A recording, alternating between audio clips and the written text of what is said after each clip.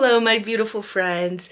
I am so excited to be finally filming this video.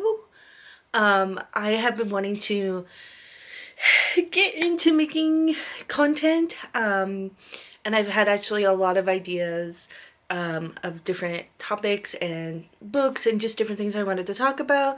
However, I've been just really struggling with day-to-day just health, and I've had some things come up, and so it's been really hard to find the energy, honestly, some days to even do basic things. Nevertheless, creative endeavors, but I'm finally on the the tail end of that.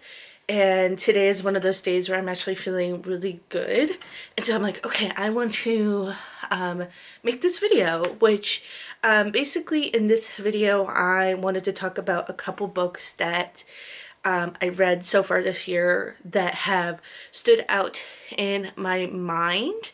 And I'm not going to go super in depth with either of these too much, but I just kind of wanted to share my feelings about them because they're both very popular books, and one is a lot of people who study philosophy, they really like this one book that I'm going to talk about.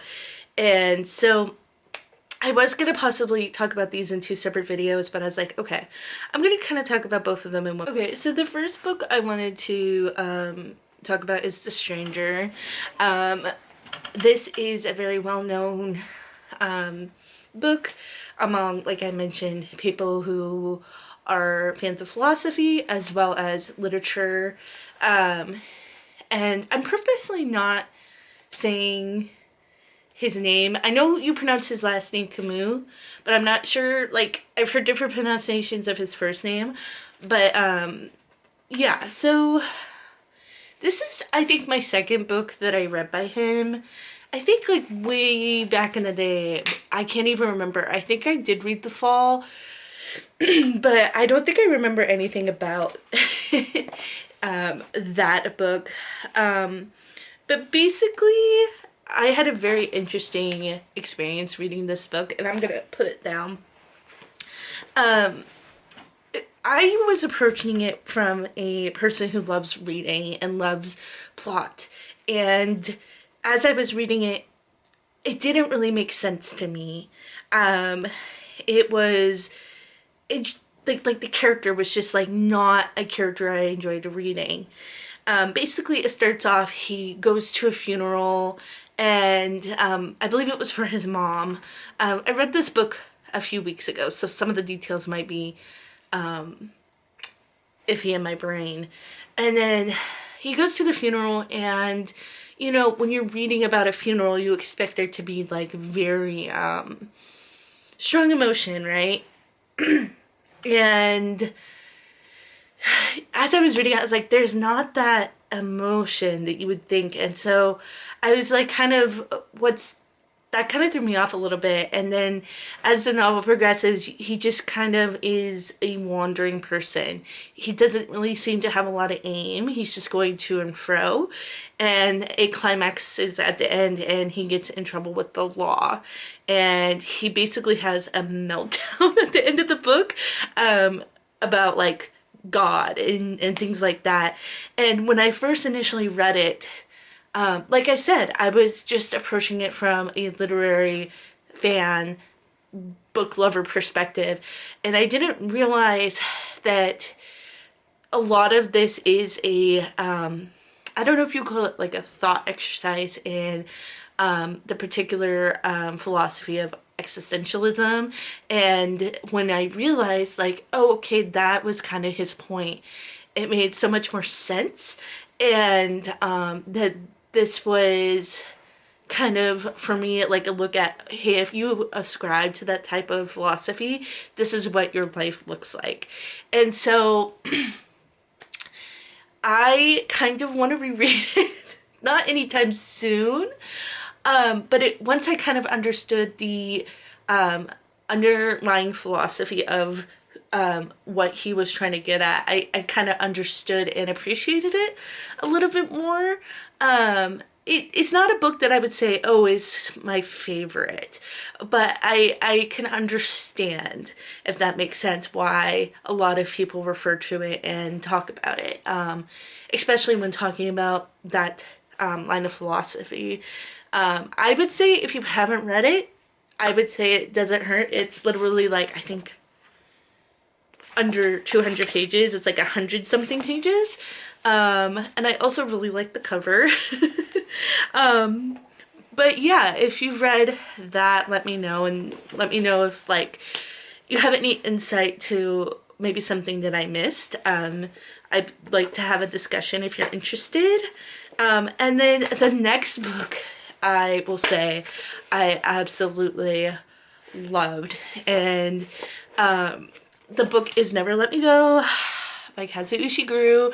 Now, if you do not know, which I don't think I've ever mentioned it on this channel, he is the author of my favorite book, which is Clara and the Sun. I'm obsessed with that book, and I'm so excited for the adaptation.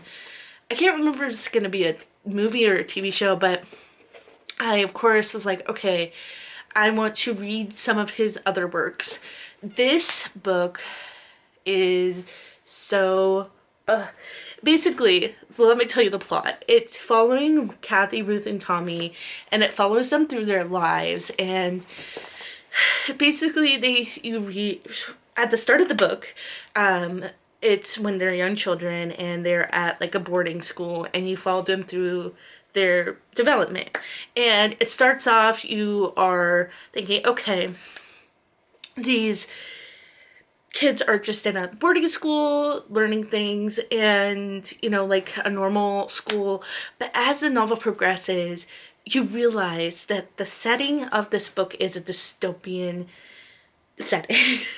And these children are essentially being bred for a very specific reason, and I'm not going to tell you the reveal that happens, although I will say I do think, and I can't remember exactly if the movie trailer spoils the reveal. I can't remember, but basically, I love this book so much because you follow these three, and they go out into the world outside of their bubble, and they're trying to make sense of what their conditioning was and all they know versus this is the real world, and the friendship between the three. And as they got out and they realized what was going on more and more, the rub and the tears in their relationship were just so beautiful and so tragic. And I think the way that Ishiguro writes human beings, and even in this dystopian world that he is setting this in, I just love the characters of his book. And I would say this is not intensely dystopian. It's a very confined story as far as that's concerned. So I think that this honestly would be a really good introduction if you're looking to getting into like kind of sci-fi dystopian type books. And also if you're a character-based reader, I would highly recommend this book. And I am going to read, I have a book of his called The Berry Giant. Yes, it seems a little bit different, but he might honestly be, if I continue to read books like this and Clara and the Sun from him, he is going to become probably one of my favorite authors of all time. I did read We Were Orphans, which I didn't like as much, and then Artists in the Floating World, which I also didn't like as much. But this book, if you haven't read it, and just, yeah. And I do plan, like, I also found out that Andrew Garfield is in the movie. When I found that out, I was like, cool. But, yes. So these are the two books that I have not been able to stop thinking about for very different reasons. But let me know what you're reading, and I will talk to you later.